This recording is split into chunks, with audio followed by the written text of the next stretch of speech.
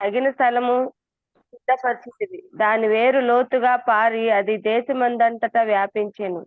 దాని నీడ కొండల కమ్మెను.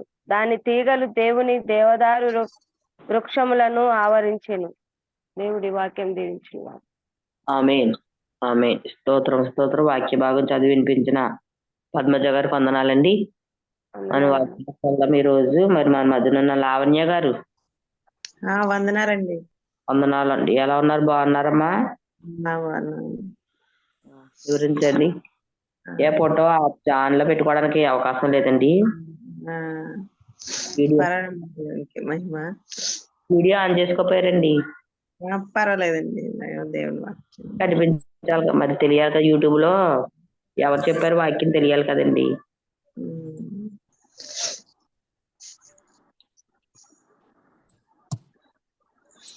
సంజయ్ గారు చెప్పండి. ఇదిగోండి ఇంక ఈ పూజలు కదా, ఇంకా ఈయన ఆడవిడ చేసేస్తున్నారు. నేను వింటానండి. అలాగేనండి. అలాగేనండి. వింటాను. ఏనండి. చెప్పండి అమ్మా. దేవుని నామంకి వందనాలండి. జూమ్ లో ఉన్న సహోదరులందరికీ వందనాలు, సహోదరులకి. అలాగే ఈ అవకాశం ఇచ్చిన విక్టర్ బాబు గారికి, సంజయ్ గారికి కూడా వందనాలు. దేవుడు మహాకృపను బట్టి ఈ అవకాశం ఇచ్చిన దేవునికి మహిమ కలుగును గాక. అలాగే ఆమేన్. ఈరోజు మరి లాస్ట్ వీక్ చెప్పుకున్నారు కదా, లవదోకియా సంఘానికి గురించి రామకృష్ణయ్య గారు చెప్పినట్టున్నారు. అలాగే ప్రకటన గ్రంథంలోనే మరి కొద్ది భాగము చెప్పుకుందాము. 4వ అధ్యాయం.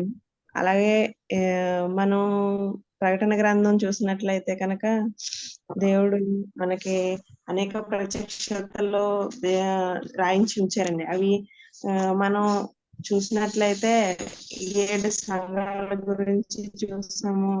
7 సంఘాల గురించి కూడా చూడొచ్చు. అలాగే ఈ సంఘాలన్నిటికి దేవుడు అనేక సంగతులు చెప్పారు. ఈ సంఘాల గురించి ఏవేవి ఉన్నాయో అవన్నీ కూడా మనం కొద్దిగా క్లుప్తంగా చెప్పుకుని 4వ అధ్యాయం చెప్పుకుందామండి. అయితే దేవుడు మరి మహా కృపను బట్టి ఈ కొద్ది వాక్యాన్ని కూడా చెప్పడానికి చిన్న ప్రార్థన చేస్తున్నామండి. పరిశుద్ధ దేవా తండ్రి, నీకు వందనాలు. మహోన్నతుడా నీకు వందనాలు. సర్వోన్నతుడా నీకు స్తుతులు స్తోత్రాలు చెల్లించుకుంటున్నాం ప్రభువా. ఇంతవరకు ప్రభువా మమ్మల్ని అందరినీ కాచి కాపాడిన దేవానికి వందనాలు ప్రభువా. కొద్ది క్షణాలు వాక్యం ధ్యానించుకోవడానికి ప్రభువా మీ ఆత్మ సహాయం దయచేయమని ప్రభువా, మీరే మాతో మాట్లాడమని ప్రభువా. అయ్యా మీ ఆత్మ జ్ఞానమును మా అందరికి దయచేసి నడిపించమని యేసు పరిశుద్ధ నామంలో వేడుకొంచున్నాం తండ్రి. ఆమేన్. అయితే మనందరికి తెలిసింది యోహాను గారు రాసిన ప్రకటన గ్రంథం. యేసు ప్రభు వారి యొక్క శిష్యుల్లో ఈయన ఒకరు. అయితే ఆయన దేవుని యొక్క మహా ప్రభావ దర్శనాన్ని చూసిన వారుగా ఉన్నారు. మొదటి అధ్యాయం అంతా కూడా దేవుని యొక్క ప్రభావ దర్శనం గురించి ఆయన చెప్తూ ఉన్నారు. అయితే మనం మొదటి అధ్యాయం చదివితే కనుక దేవుని యొక్క ఆయన యొక్క ప్రభావ దర్శనం అంటే యెషయా భక్తులు చూశారు. అలాగే ఈయన కూడా దేవుని యొక్క ప్రభావ దర్శనం చూశారు. అలాగే దేవుడు మరి అనేక సంగతులు బయలుపరిచారు. దానియేలు గారికి కూడా బయలుపరిచారు. అయితే వాటిని ముద్ర వేయము అని చెప్పి రాసి ఉంటది మనకి ఆఖరి అధ్యాయంలో చూసినట్లయితే. అయితే కొన్ని సంగతులు మరి ఈ యోహాను గారికి అయితే ఎన్ని సంగతులు జరగబోయేటటువంటి సంగతులు, పరలోకంలో ఏం జరుగుతుందో, భూమి మీద ఏం జరుగుతుందో ఇవన్నీ కూడా యోహాను గారికి దర్శన రీతిగా దేవుడు చూపించడం జరిగింది. ఇవన్నిటికి వేటికి ముద్ర వేయమన్నారో వాటికి ముద్ర వేశారు, ఏటికి బయలుపరచమన్నారో అవన్నీ కూడా వివరంగా రాయబడి ఉన్నాయి ప్రకటన గ్రంథంలో. ప్రకటన అనే మాటకి రెవల్యూషన్ అంటే ప్రత్యక్షత. అంటే ఒక మనకి ఈ గ్రంథం చదివినట్లయితే చదివిన వారికి విన్న వారికి ఎలా ఉంటదంటే ఒక ప్రత్యక్షత అంటే ఒక స్క్రీన్ మీద ఏదైతే చూపిస్తారో అంటే చూచినట్లుగా అంటే సాదృశ్యంగా ప్రతిదీ కూడా మనం సాదృశ్యంగా ఆలోచించి చూసినట్లయితే కనుక ప్రకటన గ్రంథం అర్థమవుతుందండి. అయితే ఈ 7 సంఘాలకి కూడా ఎఫెసు, స్ముర్న, పెర్గము, తుయతైర, సార్దీసు, ఫిలదెల్ఫియా, లవదోకియా ఈ 7 సంఘాలకి కూడా అయితే ఈ 7 సంఘాలు కూడా ఆదిమ సంఘాలు. అయితే ఆసియాలో ఉన్న సంఘాలు, ఈ సంఘాలన్నిటికి కూడా దేవుడు చెప్తా ఉన్నాడు. అప్పుడు ఈ సంఘాలకు మాత్రమే కాదండి, ఇప్పటికీ కూడా ప్రతి సంఘానికి కూడా ఇవి వర్తించేటట్టుగా దేవుడు మరి ఈ సంఘాలకి చెప్పారు. ఎఫెసు సంఘంలో చూసినట్లయితే నిలువెచ్చని స్థితిని దేవుడు గద్దించాడు. అయితే వారి యొక్క స్థితి ప్రతిదీ కూడా సహనాన్ని దేవుడు చూస్తున్నానని చెప్పారు. అయితే దుష్టుల్ని సహింపలేవని నాకు తెలుసు అని చెప్తున్నారు.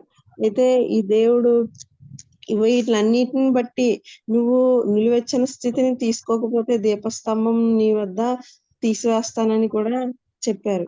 అయితే మరి ఇవన్నీ ఆలోచించినట్లయితే ప్రతి ఈ సంఘాలు జాగ్రత్తగా మనం చూసినట్లయితే కనుక ఇవన్నీ కూడా ప్రతి సంఘానికి వర్తిస్తాయండి, ప్రతి ఒక్క కుటుంబానికి వర్తిస్తాయి.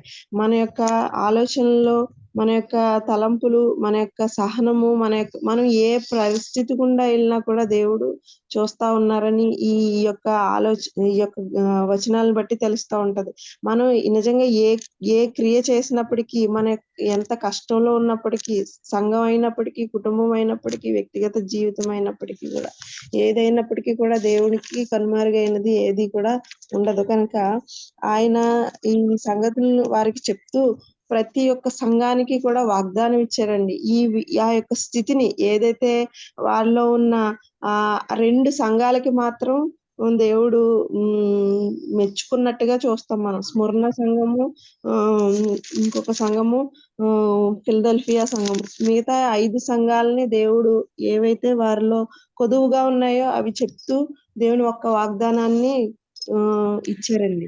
అయితే ఎఫెసు సంఘంలో చెప్తా ఉన్నారు, నీవు నిలువెచ్చని స్థితిని తీసుకుంటే కనుక నికోలేతు బోధలో నుంచి నువ్వు వెనుతిరిగితే కనుక ద్వేషిస్తున్నావని మీకు తెలుసు అని చెప్తూనే జీవవృక్ష ఫలాలు భుజింపనిత్తును అని చెప్పి ఎఫెసు సంఘానికి చెప్పారు. మనం ప్రకటన గ్రంథం 2వ అధ్యాయంలో చూడొచ్చు. 1 నుంచి 7 వచనాల్లో ఉన్నాయి ఈ మాటలు. అయితే జీవవృక్ష ఫలాలు ఆదాము, అవ్వ ఆది కాలంలో ఏవైతే ఆ యొక్క ఏదైనా తోటలో ఉన్న ఆ జీవవృక్ష ఫలాలను కూడా దేవుడు తినొద్దు అని చెప్పలేదండి. ఓన్లీ ఏమైతే ఆజ్ఞ ఇచ్చారంటే ఆ మంచి చెడులు తెలిసే వృక్ష ఫలాలు మాత్రమే తినొద్దు అన్నాడు. కానీ దేవుడు ఇది కూడా ఆరికేమీ తినొద్దు అన్న ఆజ్ఞని ఇవ్వలేదు. అయితే మనిషి యొక్క హృదయం ఎలాంటిదంటే చెడ్డది కనుక మనకు నిజంగా సాతాను చేత మోసగించబడి ఆ యొక్క జీవవృక్ష ఫలాలకు దూరం అయిపోయారు. నిజంగా 3వ అధ్యాయం, ఆదికాండం 3వ అధ్యాయము 24వ వచనంలో చూసినట్లయితే కనుక ఆ యొక్క సమాధాన స్థితి కోల్పోయిన తర్వాత దేవుడు మరలా దాన్ని పునరుద్ధరించి దాన్ని మళ్ళీ ఈ దేవునితో కలిగి ఉన్న సాన్నిహిత్య సంబంధాన్ని పునరుద్ధరించిన తర్వాత ఈ యొక్క మాట రాయబడింది ఏంటంటే, ఆదామును వెళ్ళగొట్టి ఏదోను తోటకు అప్పుడు ఆయన ఆదామును వెళ్ళగొట్టి ఏదోను తోటకు తూర్పు దిక్కున కెరూబులను జీవవృక్షములకు పోవు మార్గమును కాచుటకు ఇటు అటు తిరుగుచున్న ఖడ్గజ్వాలను నిలబెట్టెను. అవునండి. అయితే ఆ జీవవృక్షమునకు పోవు మార్గముకి దేవుడు ఏం చేశారట, ఖడ్గంతో కాచుటకు అటు ఇటు ఖడ్గంతో ఉన్న ఖడ్గజ్వాలలు నిలవబెట్టారట అండి. కేరుబులతో కలిగిన అంటే ఆ జీవవృక్షకు పోవు మార్గము ఇంకా మనకి ఇప్పుడు యేసు ప్రభు వారు తప్ప మనకి ఫ్రీ యాక్సెస్ అంటే దేవుడు ఆదాముకి అవ్వకి ఫ్రీ యాక్సెస్ ఏదైతే ఇచ్చారో ఆ యాక్సెస్ ఇప్పుడు లేదండి మనుషులకి.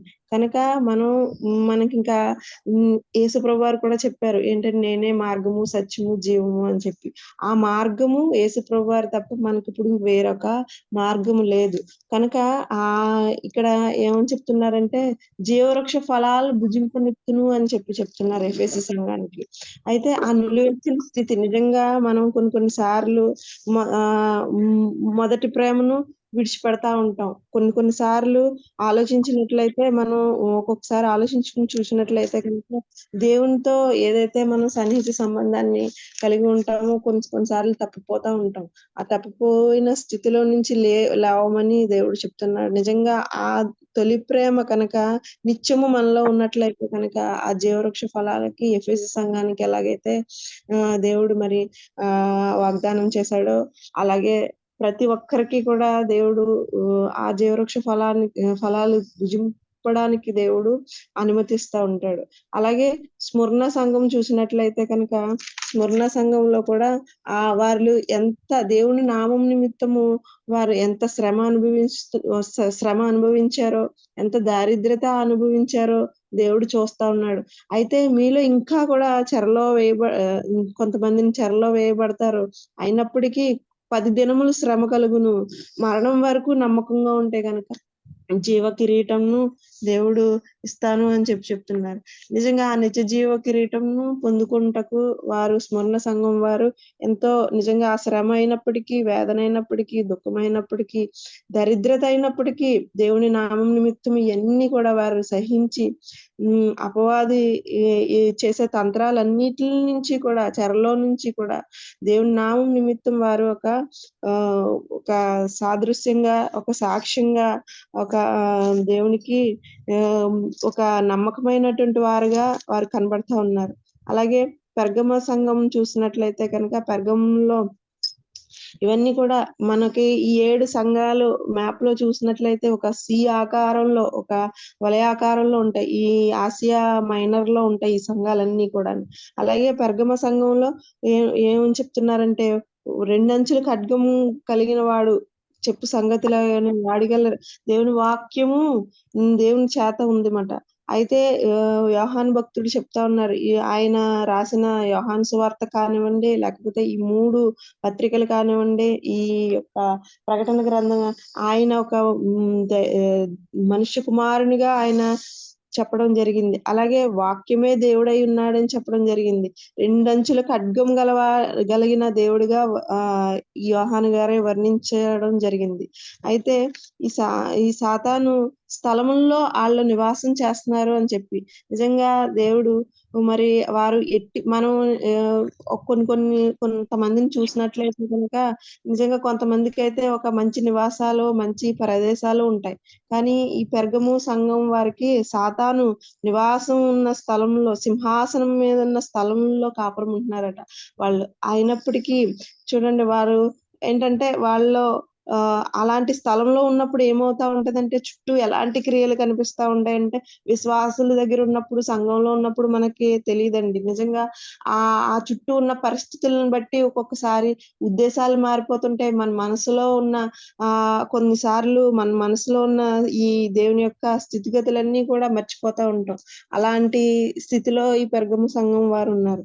అయితే దేవుడు వారికి ఏం చెప్తున్నాడంటే విగ్రహములకు బలి ఇచ్చిన వాటిని తినునట్లు జారత్వం చేయువారు వీరందరికీ కూడా మీరు సిద్ధాంతం కోల్పోకూడదు అని చెప్తూ నికోలేతు బోధ మీ దగ్గర ఉండకూడదు, మారు మనసు పొందుము అని చెప్తున్నారు. అయితే మారు మనసు పొందితేనే దేవుడు మళ్ళీ వాగ్దానం చేసి చెప్తున్నారు ఏంటంటే మరుగైన మన్నాను భుజింపనెత్తుము, కొత్త పేరు నీకు ఇస్తాను అని చెప్తున్నారు. అయితే దేవుడు మరి ఆ మరుగైన మన్నా మరి ఎలా ఉంటుందో మనకు తెలియదు, కానీ దేవుని ఒక్క వాక్యం ఎలాంటిదంటే నిజంగా ఒక మన్నా లాంటిది మాట. దేవుడు మనం ఆలోచించి చూసినట్లయితే కనుక దేవుని యొక్క వాక్యం ఒక జుంటితేనె దారల కంటే కూడా మధురమైనది అని చెప్పి దావీదు భక్తులు చెప్తున్నారు. అయితే దేవుని యొక్క మాటలు అంత మధురంగా ఉంటాయటండి. అయితే మనం ఆలోచించి చూసినట్లయితే, దేవుని వాక్యం ధ్యానించి చూసినట్లయితే కనుక ఈ లోకంలో లేని గొప్ప సంతోషం దేవుని యొక్క మాటలో ఉంది. దేవుని మాటలో శక్తి ఉంది కనుక ఆ యొక్క మరుగైన మన్నాను వీరికి ఇచ్చినట్లుగానే మనం కూడా ఆలోచించినట్లయితే దేవుడు నిత్య జీవం కలిగిన ఆహారం దేవుడు మనకు ఇవ్వడానికి సిద్ధంగా ఉన్నాడు. ఇవన్నీ కూడా ఆదిమ సంఘం కాడ నుంచి ఇప్పటి వరకు ఉన్న సంఘాలకు వర్తింప చేసేటట్లుగా ఒక మాట, దేవుని మాట ఎప్పటికీ కూడా ఆకాశములు గతించును గాని నా మాట గతించదు అన్నట్టుగా ఇది ప్రతి ఒక్కరికి కూడా అర్థం చేసుకోగలిగే ఒక స్థితి దేవుడు మనకి ఇచ్చిన కృపను బట్టి దేవునికి వందనాలు. అలాగే తుయతైర సంఘం చూసినట్లయితే కనుక దేవుడు క్రియ, ప్రేమ, విశ్వాసం, పరిచర్య అయన్నీ కూడా చూస్తున్నారు. అయితే దేవుడు చెప్తున్నాడు, యెజబెల్ అనే స్త్రీ ఒక స్త్రీని ఉండనిచ్చుచున్నావు అని చెప్తూ, అలాగే వారి యొక్క హృదయములు అంతరేంద్రియములు పరీక్షించువాడిని నేనే, నీ యొక్క విశ్వాసాన్ని గట్టిగా పట్టుకొనుము అని చెప్తున్నారు. అంతం వరకు చేసిన వారికి, అంతం వరకు తన క్రియలు కనపరిచిన వారికి, అంటే మన పట్ల దేవుడు ఏం కోరుకుంటున్నాడంటే క్రియలతో కూడిన విశ్వాసాన్ని కోరుకుంటున్నారండి.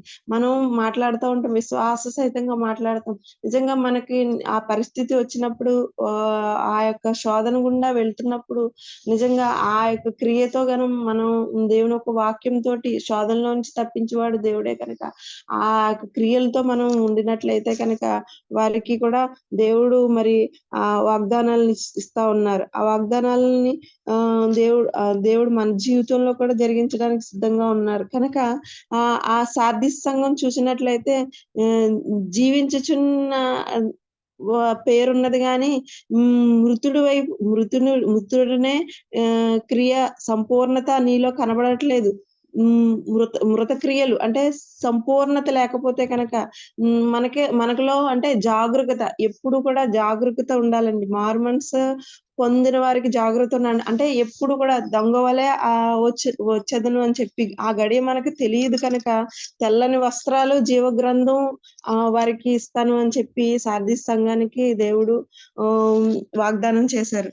జాగరూకతో ఎవరైతే మెలకువతో ఉంటారో, మెలకువ కలిగి నిజంగా ప్రార్థన ఈ తెల్లవారుజామున ప్రార్థన చేయడం అనేది దేవుడు ఒక మెలకువ ఇచ్చి నిజంగా ఆ యొక్క ఈ ప్రార్థన అంతా జరిగించడానికి దేవుడు మహాకృపను మనందరికీ ఇచ్చారు. నిజంగా దేవుడి కృపను బట్టి దేవునికే వందనాలు. ఆ మెలకువ కలిగిన వారికి ఆ తెల్లని వస్త్రాలు, జీవ గ్రంథంలో పేరు ఉంచుతాను అని చెప్పి వాగ్దానాలు చేస్తా ఉన్నారు. అలాగే ఫిలదెల్ఫియా సంఘంలో చూసినట్లయితే కనుక దావీదు తాళపు చెవి కలిగిన వాడు చెప్పు సంగతి లేవు అని చెప్తూ నిజంగా ఆయన శక్తి చెప్తా ఉన్నప్పుడు నిజంగా వారికి శక్తి కొంచెమైనను వాక్యం ఎరగనలేదు. దేవుణ్ణి ప్రేమించడానికి నిజంగా వాళ్ళకి శక్తి కొంచెం అయినప్పటికీ కూడా వాక్యాన్ని తెలుసుకొని వారి యొక్క విశ్వాసంలో, శోధనలో కూడా వారు నిలబడ్డారు. వాళ్ళని ఎలాగ చేస్తాను అన్నాడంటే దేవుని యొక్క ఆలయంలో స్తంభముల వలె చేస్తాను అని చెప్తున్నారు. ఆ యొక్క నిజంగా ఆ స్తంభము అంటే కనుక ఆ దేవుని యొక్క ఆలయం నుంచి వెనుక అంటే ఎవ్వరు కూడా వెలుపటికి తీసుకురాలేనంత శక్తివంతంగా, నిజంగా కొంచెంగా చేసే విశ్వాసం అయినప్పటికీ కొంచెంలోనే మనం నమ్మకంగా ఉంటే కనుక దేవుడు మనల్ని నడిపించే స్థితిలోకి, అంటే గొప్ప వాగ్దానంతో కూడిన స్థితిలోకి మనల్ని నడిపిస్తా ఉన్నారు. అలాగే ఆ లవదోకియ సంఘం చూసినట్లయితే కనుక ఆ యొక్క నులివెచ్చని స్థితి, చల్లగానైనను వెచ్చగానైనను ఉండక ఆ నులివెచ్చని స్థితి ఉన్నప్పుడు దేవుడు నిజంగా తిట్టాడండి. తిట్టినప్పటికీ కూడా దేవుడు మళ్ళీ ఏం చెప్తున్నాడంటే నిజంగా నేను హృదయ తలుపులు తడతా ఉన్నాను, మీరు తెరిచినప్పుడు నిజంగా నాతో కూడా భోజనమును మీతో కూడా భోజనం చేయుదును అని చెప్తూ ఆ యొక్క సింహాసనం మీద కూర్చుండడానికి ఆ ప్రకారం నిజంగా జయించడానికి దేవుడు శక్తినిచ్చి అనేక వాగ్దానాలను ఇచ్చారు.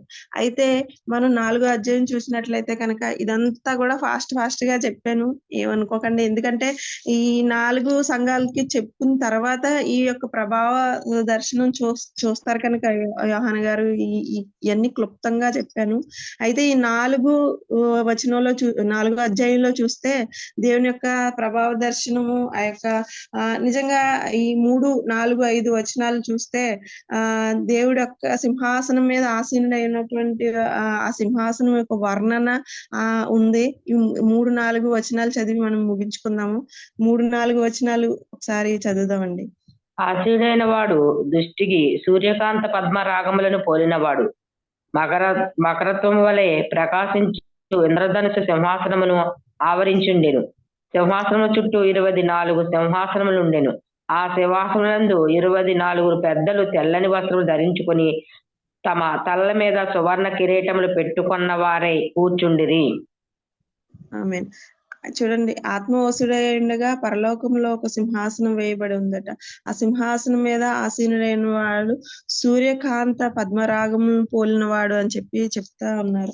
అయితే ఈ సూర్యకాంత పద్మరాగములు అంటే అపారమైన రత్నము, ఎర్రని ఒక రంగు, ఆ రంగు అంటే స్పష్టమైన ఒక తేజస్సు మటండి. ఇంద్రధనస్సు అంటే దేవుడు మరి నోవాహు కాలంలో వాగ్దానం చేశాడు. ఒక ఇంద్రధనస్సును ఈ భూమి మీదకి ఒక సూచనగా పంపించి ఆయన యొక్క కృపను ఎన్నటికీ మనుషుల ఎడల నేను మళ్ళా ఇటువంటి ఉగ్రత చూపించను అనే స్థితి చెప్తూ ఆ ఇంద్రధనస్సును చూపించారండి దేవుడు. ఆ ఇంద్రధనస్సుకి ఇక్కడ చెప్పిన ఈ ఇంద్రధనస్సుకి ఒక అదే దేవుని యొక్క కృపకు సూచనగా ఉంది అన్నమాట.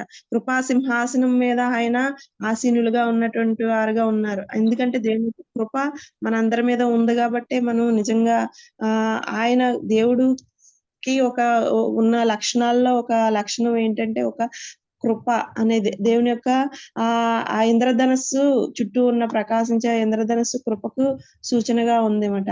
అయితే ఆ 24 పెద్దల్లో ఆలోచించి చూసినట్లయితే చాలా మంది చెప్తా ఉంటారు, ఈ 12 గోత్ర కర్తలుగా ఉన్నటువంటి వారు అవ్వచ్చు, లేదంటే 12 శిష్యులు, ఈ 24 12 గోత్రకర్తలు, 12 మంది శిష్యులు, అపోస్తులైన శిష్యులు కావచ్చు అని చెప్తా ఉన్నారు. అయితే ఇవన్నీ కూడా ఈ మన ప్రకటన గ్రంథంలో చదువుతున్నప్పుడు ఆలోచించి చూసినట్లయితే ప్రతిదీ కూడా ఒక దానికి సాదృశ్యంగా మనం తీసుకుని చదివినట్లయితే మనకి అర్థమవుతా ఉంటది. అయితే తెల్లని వస్త్రాలు ధరించుకుని తల్ల మీద సువర్ణ కిరీటములు పెట్టుకున్న వారు ఈ సువర్ణ విజయంతో కూడినటువంటి వస్త్రాలు, ఆ తెల్లని వస్త్రాలు కలిగి ఆ యొక్క ప్రభావ దర్శనమును యోహాను గారు చూశారు. అయితే ఇక్కడ మనం మళ్ళీ ఇంకా చూసినట్లయితే సింహాసనం మీద ఉరుములు మెరుపులు బయలుదేరుచున్నవి అంటే ఆయన ఆ ఉరుములు మెరుపులు దేనికి సాదృశ్యము అంటే దేవుని యొక్క న్యాయ తీర్పుకి సాదృశ్యంగా ఉన్నాయి. అయితే ఈ 7 దీపములు ప్రజ్వలించుచున్నవి అని చెప్పి ఉన్నది. ఇంకా కింద చూసినట్లయితే 7 ఆత్మలు, ఇవన్నీ కూడా సంఘాలకి, ఈ 7 సంఘాలకి కూడా సాదృశ్యంగా ఉన్నాయి. నిజంగా ఈ అధ్యాయం అంతా చదివితే కనుక ఈ దేవుని యొక్క ప్రభావ దర్శనం గురించి నిజంగా ఏషియా భక్తుడు ఎలాగైతే పరిశుద్ధుడు పరిశుద్ధుడు పరిశుద్ధుడు అని చెప్పి దేవదూతలు ఎలాగైతే స్తుతించడం ఆయన ఎలాగైతే చూశారో ఇది కూడా సేమ్ అలాగా ఉన్నటువంటి దేవుని యొక్క ప్రభావంతో కూడినటువంటి దర్శనం. నిజంగా ఆలోచించి చూసినట్లయితే యోహాను గారు మనం చూసినట్లయితే ఆయన యేసుప్రభు వారితో పాటు ఉన్నప్పుడు మనిషి కుమారుడిగా ఆయన్ని చూశారు. అలాగే యేసుప్రభు వారు రూపాంతరత పొందినప్పుడు చూశారు. అలాగే పునరుద్ధరణైన శరీరధారిగా ఉన్న యేసుప్రభు వారిని చూశారు. పద్మాసు ద్వీపంలో ఆయన దర్శనం చూశారు. మహిమాన్వితుడైన మనిషి కుమారుడిని చూసినప్పుడు ఆయన నిజంగా చచ్చిన వాని వలె పాదముల మీద పడితిని అని చెప్పి మొదటి అధ్యాయంలో ఉంటది. నిజంగా మనం వీటి సంగతులు తెలుసుకోవడానికి ఈ అంచె దినముల్లో మనం నిజంగా అనేక సంగతులు వింటా ఉన్నాం. అనేక పరిస్థితులు, వ్యతిరేకమైన పరిస్థితులు వస్తా ఉన్నాయి, చూస్తా ఉంటున్నాం, వింటున్నా ఉంటున్నాం. అయితే దేవుడు మరి ఆయనకి ఎలాగైతే ప్రతి పరిస్థితిలోనూ ఒక ప్రభావ దర్శనాన్ని కలిగి ఉన్నాడో, అంటే ఆయన మనిషి కుమారునిగా ఈ లోకానికి వచ్చినప్పుడు ఆయన యొక్క స్థితిగతులన్నీ చూశారు. అలాగే దేవుని యొక్క ప్రభావ దర్శనాన్ని శరీరధారిగా పునరుద్ధరణైన ఆ యేసుప్రభుని ఆ యొక్క శ్రమల గుండా వెళ్తున్న యేసుప్రభు వారిని ప్రతి స్థితిలోని కూడా ఆయన చూశారు.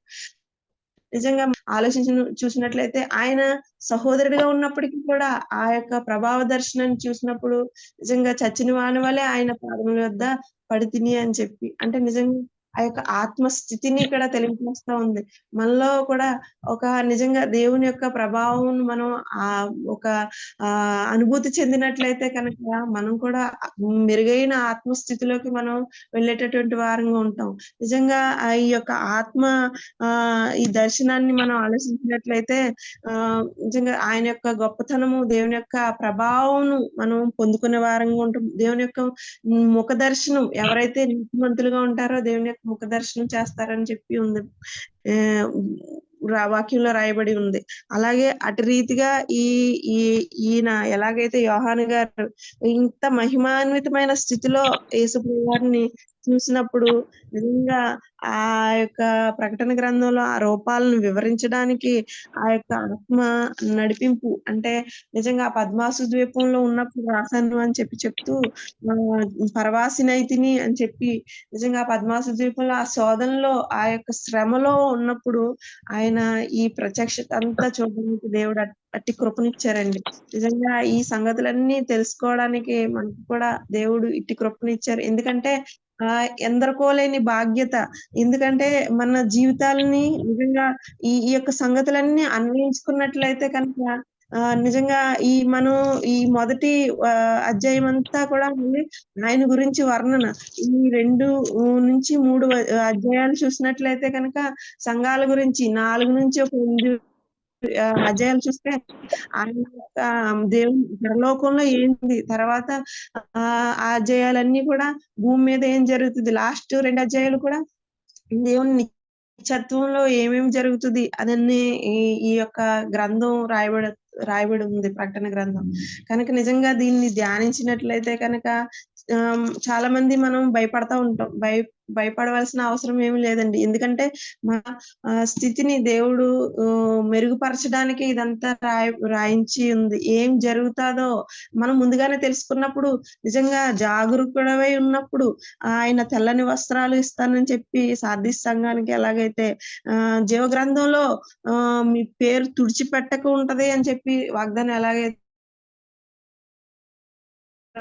మనం కూడా నిజంగా ఈ సంగతులన్నీ తెలుసుకుని నిజంగా జాగరూకతతో ఉన్నట్లయితే కనుక మనం విశ్వాసులుగా నిజంగా ఆయన యొక్క రక్షణను పొందుకుని జీవగ్రంథంలో రాయబడిన పేరుని తుడిచిపెట్టుకోకుండా కాపాడుకోవడానికి మనకి దేవుడు శక్తిని కలగజేస్తూ ఉంటారు. ఈ సంగతులన్నీ తెలుసుకోవడం ఎందుకు, మనకి భయం కలుగుతుందేమో అనుకుంటారు. కానీ నిజంగా ఈ జాగరూకతతో ఉండడానికి నిజంగా ఒక ప్రత్యక్షత దేవుడు మనకి ఇచ్చారు. కనుక ఈ సంగతులు ఆలోచించవలసిందిగా నిజంగా మనం ఆలోచించి చూసినట్లయితే మన యొక్క విశ్వాసం, మన యొక్క ఆత్మస్థితి మెరుగుపడుతుంది అని అనిపించింది అయితే. మరి దేవుడు ఇట్టి కృపను మనందరికీ దయచేయును గాక. ఆమెన్. ఆమెన్. ఆమేన్. చిన్న ప్రార్థన చేస్తారని సంజయ్ గారు ముగించుకున్నాను. ప్రతిరోజు దైవ సందేశం ద్వారా, ఆత్మీయ పాటలు, ఆత్మీయ సాక్ష్యాల ద్వారా, ముఖ్యంగా ప్రార్థనల ద్వారా నీ సన్నిధిలో సమయాన్ని ఇచ్చించి గడుపుతున్న నీ బిడ్డలందరిని బట్టి నీకు వందనాలు. చక్కగా నడిపిస్తున్న సంజయ్ గారిని బట్టి, అలాగే విక్టర్ బాబు గారిని బట్టి, చక్కగా ప్రతిరోజు హాజరవుతున్న నీ బిడ్డలందరిని బట్టి నీకు వందనాలు తెలియజేస్తా ఉన్నాను. ప్రతిరోజు ఒక దైవజనుడు వాక్యం చెప్పి బలపరుస్తున్న విధానాన్ని బట్టి నీకు వందనాలు. ప్రభా, ఇంకా నువ్వు బలపరచండి. ఇంకా అనేకులు జాయిన్ అవ్వి ఆత్మీయ మేలులు పొందుకోవడానికి నీ కృప చూపించండి. ముఖ్యంగా నాయన ఇదిగో కొన్ని ప్రార్థన రిక్వెస్ట్లు నీ పాదాల దగ్గర పెడతా ఉన్నాం. సరోజిని గారు, వారి యొక్క అత్తగారు, ప్రభా నాయన వారి రిలేటెడ్స్, ప్రభా నాయన కొంచెం ప్రాబ్లంలో ఉన్నారు, సమస్యలో ఉన్నారు, జ్ఞాపకం చేసుకోండి. వారికి సంపూర్ణ ఆరోగ్యము, బలమును, శక్తిని మీరు అనుగ్రహించమని ప్రార్థన చేస్తా ఉన్నాం. అలాగే ప్రభు సంజయ్ గారు వారి మానవుడి విషయంలో కూడా ప్రార్థన చేస్తా ఉన్నాం. ప్రభా బిడ్డను ఒక్కసారి మీరు దర్శించండి. ఆ బిడ్డకున్న ప్రతి బలహీనత యేసు నామములో ప్రభా విడుదల దయచేసి సంపూర్ణ ఆరోగ్యం, బలమును, శక్తిని మీరు దయచేయండి. గ్రూప్ లో ఉన్న బిడ్డలందరూ కూడా, వారి కుటుంబాలు, వారికి ఇచ్చినటువంటి బిడ్డలు, వారి బిడ్డలను కూడా, మనవరాలు అందరినీ కూడా మీరు జ్ఞాపకం చేసుకుని కృపలో నడిపించమని. ఎవరైతే బలహీనతగా ఉంటున్నారో ఆ బలహీనతను విడుదల దయచేసి బలము, శక్తిని మీరు దయచేయమని ప్రార్థన చేస్తా ఉన్నాం. ప్రభా నాయన ఇదిగో నాయన సార్వత్రిక సంఘం ద్వారా ప్రతి బిడ్డ ఆత్మీయంగా మేలులు పొందుకోవాలి, ఆశీర్వాదాలు పొందుకోవాలి. నేను గొప్ప సాక్ష్యం వినడానికి సహాయం దయచేయమని, కృప దయచేయమని ప్రార్థన చేస్తాను. ఈ కార్యం జరిగించమని, రోజంతా కూడా దీవెనకరంగా, ఆశీర్వాదకరంగా మీరు మార్చమని మా ప్రభును రక్షకుడైన యేసు నామం పెట్టి ప్రార్థన అడుగుతున్నాను పరమ తండ్రి. ఆమేన్. ఆమేన్. ఆమేన్. తండ్రి అయిన దేవుని ప్రేమ, కుమారుడైన యేసుక్రీస్తు వారి కృప, పరిశుద్ధాత్మ యొక్క అన్యోన్య సహవాసము, సమాధానము ఇప్పుడు ఎల్లప్పుడూ సదాకాలము తోడై ఉండి నడిపించును గాక. ఆమేన్. ఆమేన్. ఆమేన్. గ్రూప్ లో ఉన్నవారు అందరికీ వందనాలమ్మా. వందనాలండి. వందనాలు పాస్టర్ గారు.